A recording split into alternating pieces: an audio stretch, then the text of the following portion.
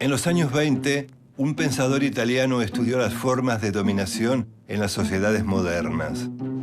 A esa forma de dominación la llamó hegemonía y la definió como el modo en que la clase dominante somete a las clases proletarias. Las clases dominantes ejercen el control social desde la economía y la política, pero este pensador italiano plantea que además y fundamentalmente se ejerce desde la cultura. Según él, la hegemonía se instala a través del sistema educativo, las instituciones religiosas y los medios de comunicación. Además acuñó el concepto sociedad civil e impuso el término intelectual colectivo. Fue a fines del siglo XX cuando la globalización intentó romper las fronteras comerciales y culturales para imponer la hegemonía del llamado pensamiento único. Fue en este momento que resurgieron con fuerza las ideas de Antonio Gramsci.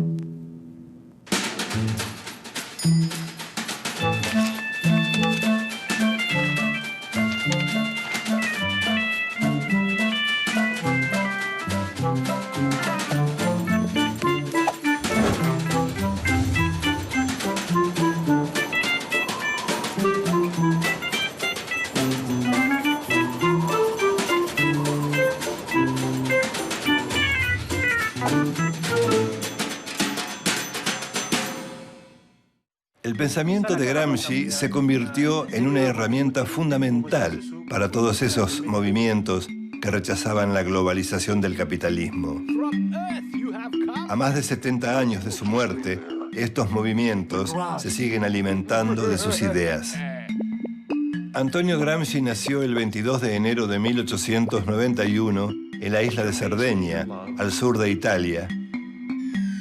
Durante su adolescencia se instaló en Turín, donde se afilió al Partido Socialista Italiano.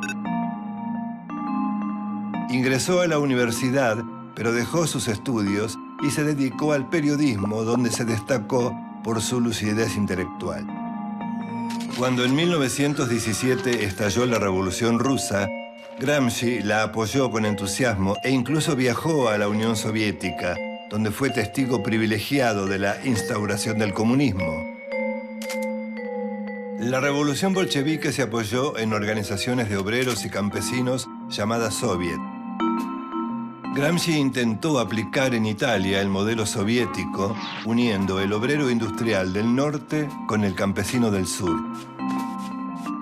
Para llevar a la acción su pensamiento, ingresó a trabajar en la fábrica Fiat, en Turín. Con la participación de trabajadores socialistas y anarquistas, creó en la empresa automotriz los consejos de fábrica, siguiendo el modelo de los soviets rusos. Los consejos de fábrica fueron órganos políticos cuyo objetivo máximo era lograr la revolución proletaria. Entre 1919 y 1920, la agitación obrera llegó a su máximo apogeo. Una sucesión de huelgas y protestas contra las patronales configuraron lo que se llamó el Bienio Rojo. Como consecuencia, las empresas prohibieron los consejos de fábrica. Los trabajadores respondieron con una huelga general. Los empresarios, alarmados por la situación, apelaron a un líder político anticomunista de una fracción minoritaria llamado Benito Mussolini.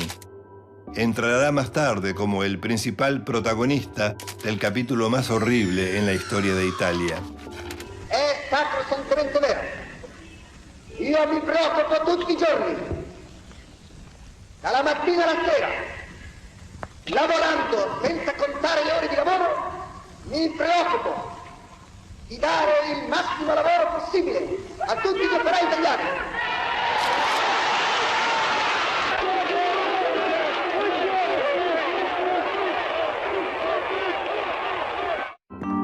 Mussolini tenía su propia fuerza de choque llamada los fascios, de donde saldrá más tarde la palabra fascista. Con sus camisas negras había participado en numerosos episodios de violencia y agresión contra sus adversarios políticos, especialmente socialistas y comunistas. Mussolini sometió por la fuerza a los líderes de izquierda. A partir de estos episodios, las arengas revolucionarias de Gramsci se hicieron más extremas. En noviembre de 1925 fue detenido, luego juzgado y condenado a 20 años de cárcel. Los cargos fueron actividad conspirativa, apología del delito e incitación al odio de clase. El fiscal fascista que lo condenó lo resumió en la frase: debemos impedir funcionar a este cerebro. Ese era el objetivo. Nunca lo lograron.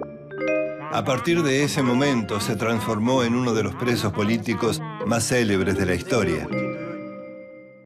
Justamente en esos años de encierro escribió en unos cuadernos que le permitieron tener en la celda. Esas anotaciones fueron conocidas luego como los cuadernos de la cárcel. En más de 3.000 páginas, Gramsci describe su visión del mundo y propone mecanismos para cambiar la realidad. Según su perspectiva, en toda sociedad de clases hay relaciones de fuerza que son cambiantes. Al igual que Marx, Antonio Gramsci cree que filosofía y política están unidas en el accionar de un sujeto social colectivo, el proletariado.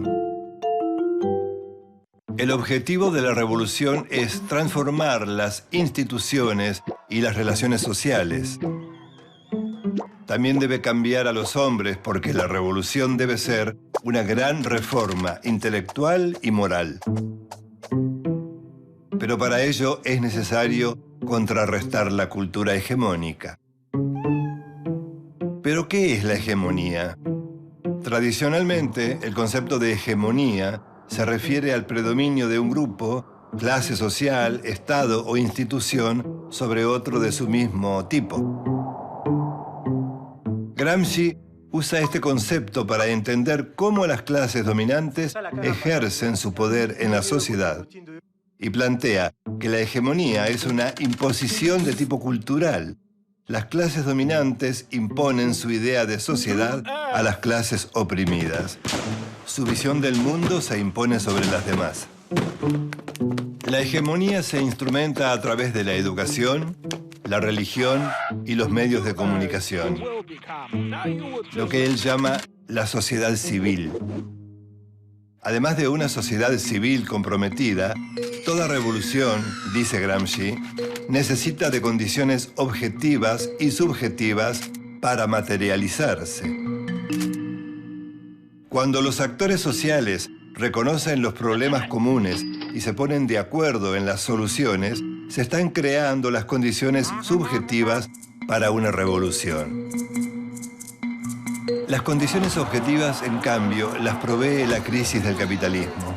Desocupación, miseria, desplazados del sistema.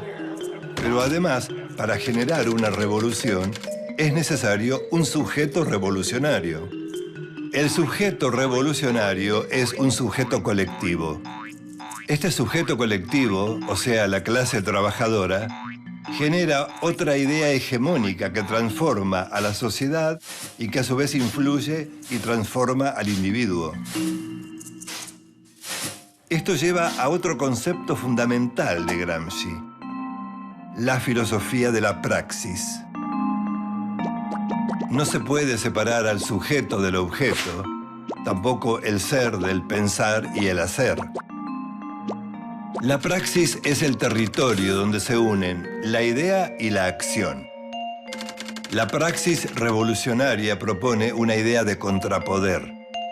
Pero esta idea necesita también de una filosofía contrahegemónica. La contrahegemonía es la idea de sociedad de las clases sometidas que confronta con la hegemonía de la clase dominante. Para la filosofía de la praxis, de todas las formas de práctica, la más alta es la revolución. Por eso el marxismo es una filosofía de la revolución. Antonio Gramsci murió luego de una larga enfermedad el 27 de abril de 1937 con tan solo 46 años. Los 32 cuadernos de la cárcel contienen reflexiones y apuntes elaborados durante su reclusión. Es un testimonio lúcido y duradero que aún sobrevive en los múltiples movimientos de resistencia político-culturales en todo el mundo. A finales del siglo XX, las manifestaciones contra la globalización capitalista vieron emerger a la sociedad civil y sus ideas contrahegemónicas.